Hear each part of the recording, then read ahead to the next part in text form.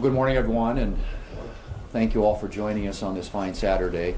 As you all know, we are in the middle of a spirited and lengthy debate on the Save America Act.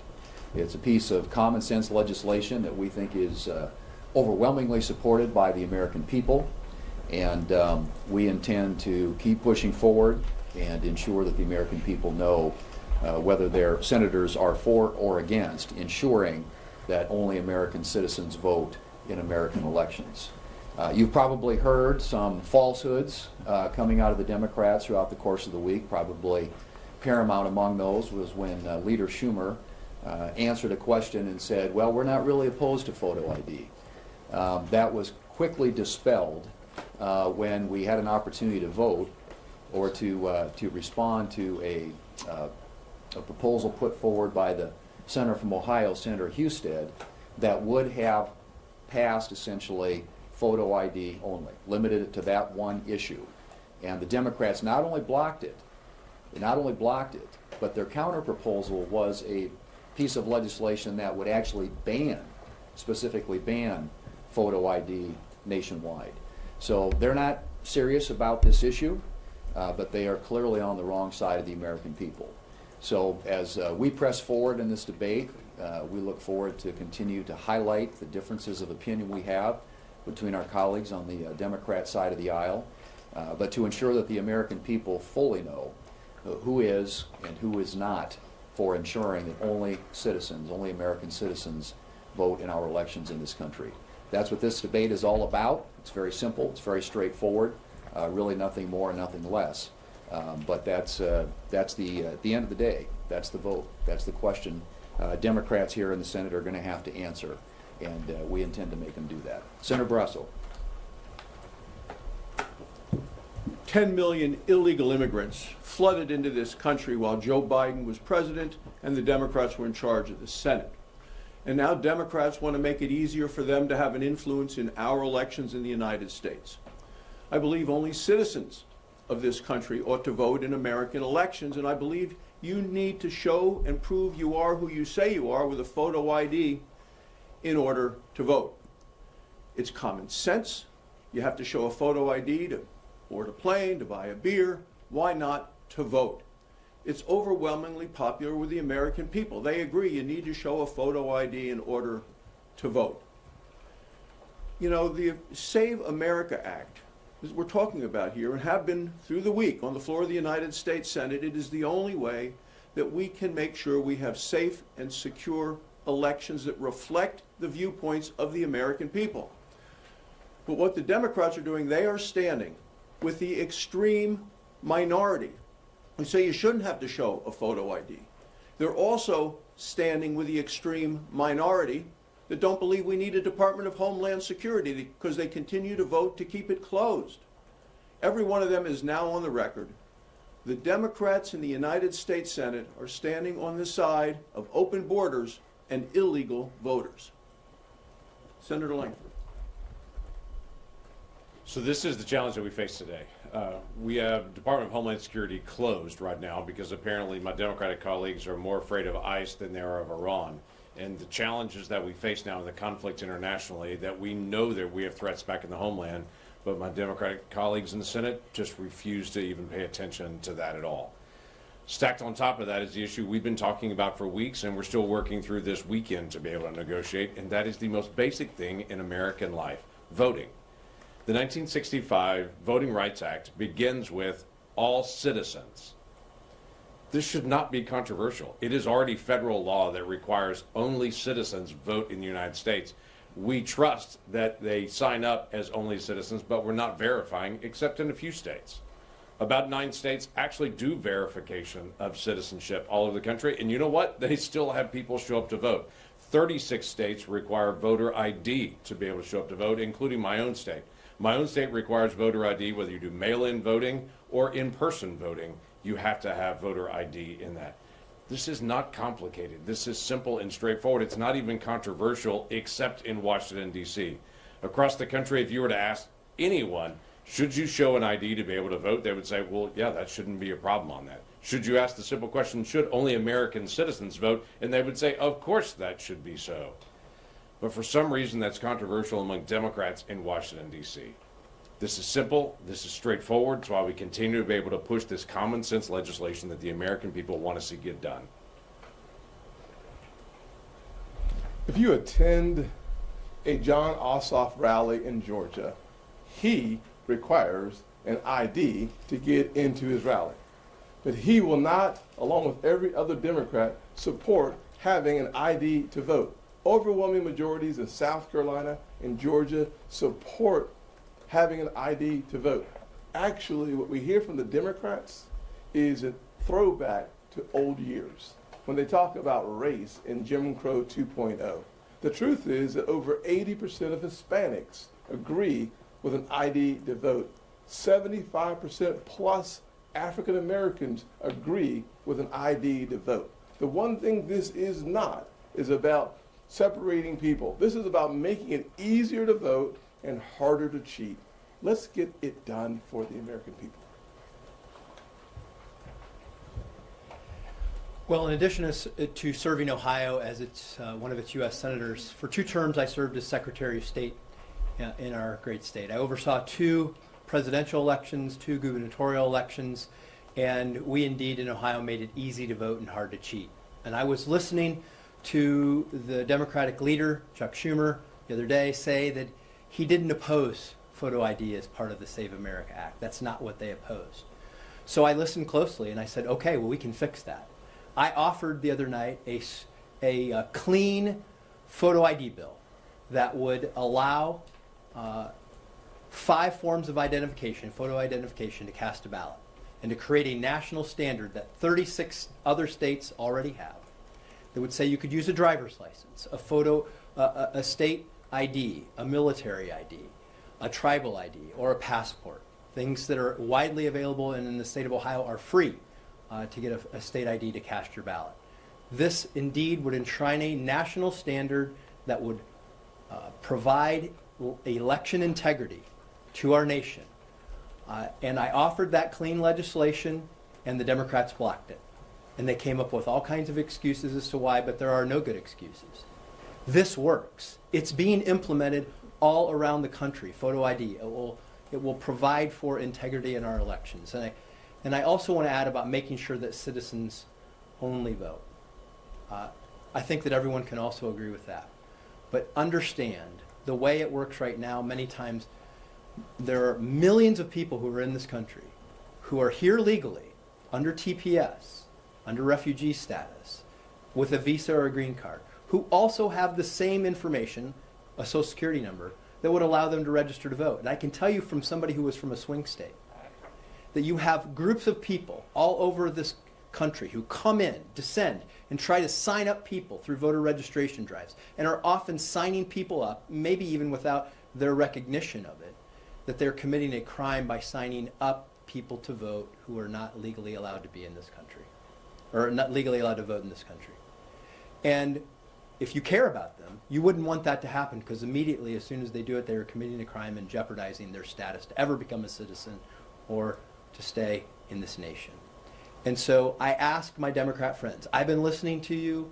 I want to find common ground on a photo ID bill that you can support. We offered one. I hope you will reconsider and support us in this, and I want to thank the Majority Leader John Thune for giving us a chance to push this forward to get photo ID done in this country. Well, as the 6th speaker, I don't want to be too repetitive, but I will be, because these are, everybody has spoken to the reasons why voter ID and proof of citizenship is a requirement in some states and should be all across the nation. But it goes back to one thing that I think most of the folks that we represent have a great respect for, and that's just basic common sense. Common sense and fairness. It's only fair that those who have the right to vote as a citizen are actually granted that and can go to the polls. It's only common sense that an ID would be required. So I'm kind of flashing back to when we were requiring the real ID. And we know we live in the land of exaggeration here in Washington, D.C., but there were, people, this is discriminatory, people aren't going to be able to get a real ID, they're not going to be able to fly, it's going to be so terrible. Guess what? People have real IDs and fly every single day. States have adjusted, They've put the mechanisms in place for the real ID to be used at TSA. That's the same thing that we're looking at here. And as John said, as former Secretary of State, states can make these adjustments and in many cases already have. So let's go back to common sense and fairness, and let's make sure our elections are secure. Questions? Good morning. Good morning. We've been told repeatedly that you plan to terminate debate at some point. Why, considering the pressure of the president and the right, why would you eventually move to end debate on this if this is so important, especially to the president? Yeah, well, we haven't made any final decisions about how to conclude this, You won't Chad. file cloture at some Well, point? at some point, that's a possibility.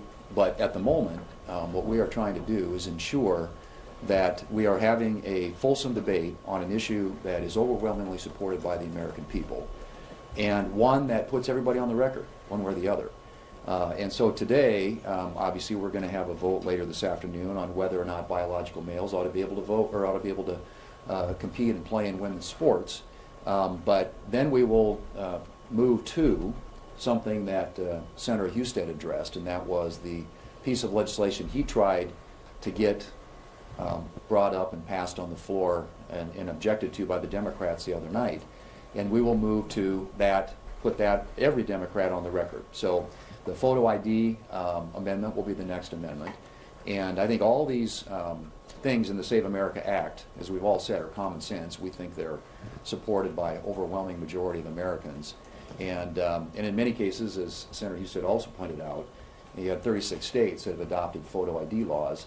Why wouldn't we have a nationwide one? And to hear the Democrats, hear the leader of the Democrats say in response to a question, we're not opposed to photo ID, but then to block even getting it up and considering it, and furthermore to offer an alternative that bans and prohibits specifically photo ID, I think speaks to where they are. But they're all going to have to cast that vote. So we're going to continue to debate this, and at some point we'll decide after we have a sufficient number of votes and we have had the opportunity to have that fulsome debate on the floor. We'll decide what to do next. Thank you, Mr. Leader. Good morning. Two questions about specific pushback on the bill that include Senator Murkowski, some of her pushbacks. One is that it's effective immediately. The Real ID card, for example, was phased in ultimately over 20 years. So it's a lot of onus you're putting on states to move around very quickly. And then the other is about rural areas, and the question of there's some kind of murkiness, I think, in the way this is written as to whether people would have to travel for proof of citizenship specifically to bring their documents, and that might be a real burden on states like Alaska. Well, and I think you heard her talking, and that might be a question for Senator Husted to take too, as a former Secretary of State. But as the bill was being drafted, the attempt was to contemplate all the different scenarios that might play out in different states around the country, because states do have different laws and obviously have different geography. But I think in the end, the language that was agreed upon and adopted, I think addressed most of those concerns. And if there are other concerns out there, obviously there are conversations going on with Senator Murkowski. You mentioned Alaska. Alaska has some unique circumstances which we're trying to make sure are addressed. But there isn't any reason why any of those would get in the way of adopting a photo ID. I mean, you're talking about other issues with regard to registration. There's some questions about mail-in ballots. But when it comes to photo ID, that is a straightforward issue. And that ought to be an up and down vote that every Republican and Democrat in the United States Senate can cast that reflects an overwhelming majority of where their constituents are. And I don't know, anything you want to add to that, John?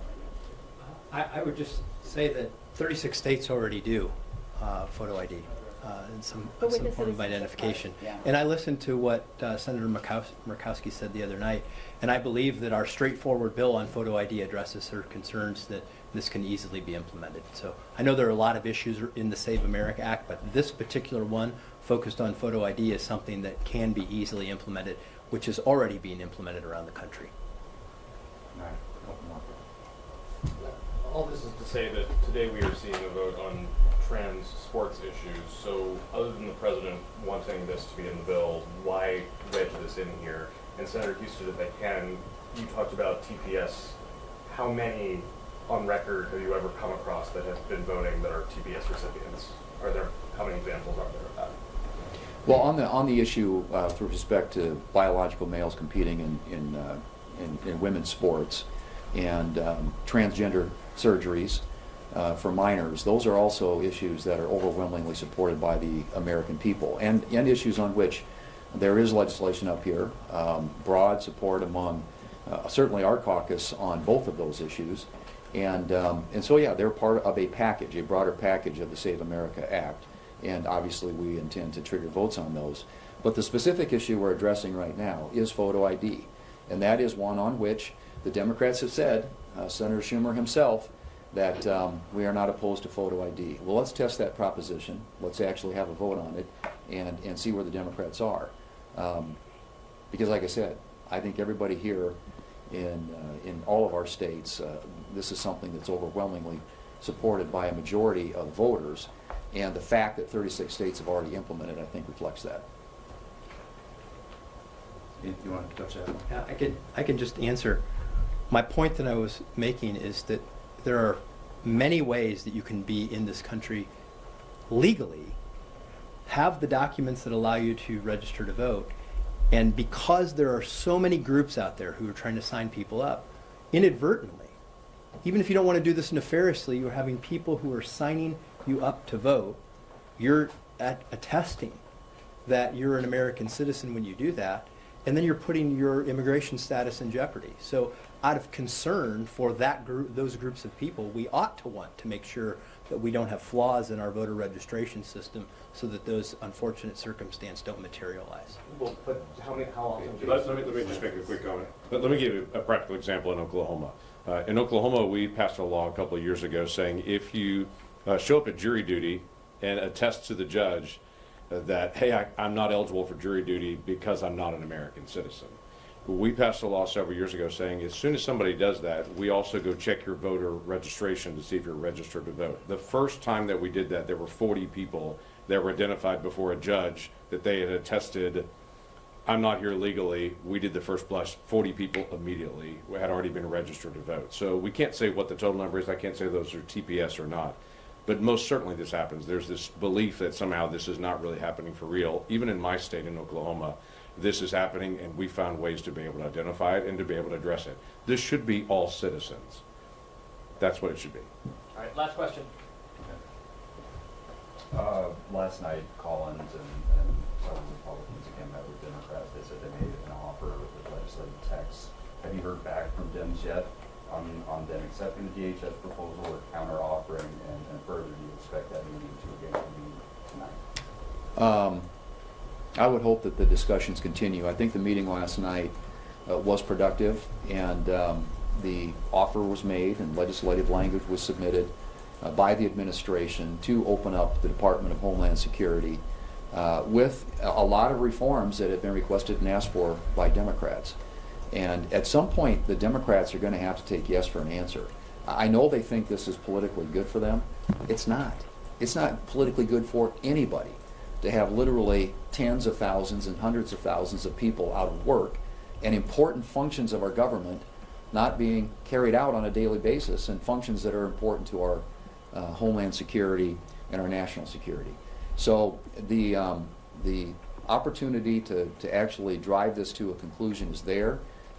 You have to have, obviously, to negotiate a deal, you got to have two sides at the table. The White House is there, Senate Republicans are there. The question is, are Senate Democrats going to take yes for an answer? And frankly, at some point it's going to become pretty clear to everybody that they really don't have any excuses. It was shameful that they waited 18 days to even respond to a White House offer. And so the White House has been meticulously trying to do outreach, set up these meetings. They finally agreed to it a couple of days ago, which led to a follow-up meeting last night, and it should lead up to a follow-up meeting over this weekend. It's going to be very, very hard to explain if we leave town this next week without having funded the Department of Homeland Security. And at some point, the Democrats are going to be held accountable for this. I know they think it's, as has been described by one of their leaders, very serene with their position. Well, I'm telling you something, the people who are sitting in those lines at the airports right now don't see it as very serene. This needs to be resolved. We need a result. We need a result that opens up the Department of Homeland Security, and that's going to require Democrats to, at some point, accept yes for an answer. Thank you all. Thanks, everybody. Thank you.